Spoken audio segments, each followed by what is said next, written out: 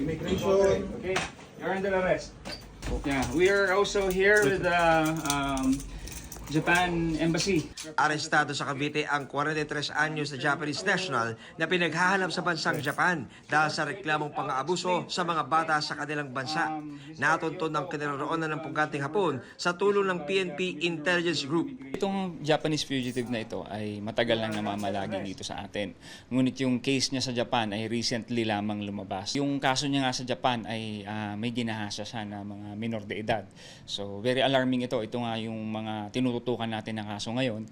Pero sa gitna ng operasyon ng PNP at BIFSU, agaw pansin ang mga nakasabit na mga bagong laruan sa loob ng bahay ng dayuhan.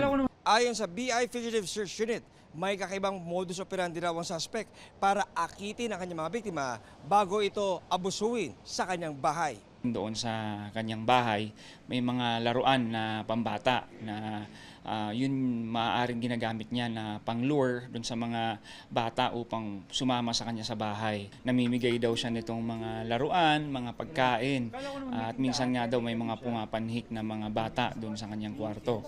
Sa investigasyon ng mga otoridad sa computer ng dayuhan, nadiskubre ang kanyang ginagawang kalaswaan sa mga batang kanyang inaakit at binibiktima. Tumambad din sa atin yung mga larawan at mga videos sa kanyang computer kung saan may mga nakita po tayong mga biktima na mga kabataan na siguro mga 6 years old lang yung mga batang yon na nandun sa video na yon. Kaya may kipag-ugnayan din po tayo sa PNP upang magkaroon ng mas malalim na investigasyon. Sisiguraduhin po natin na managot muna siya dito sa ating batas bago natin siya ipabalik sa Japan upang doon niya naman panagutan yung kinasasangkutan niyang krimen doon. Nakakulong na sa BI Detention Facility sa Bikutan ang suspect na wala pang pahayag.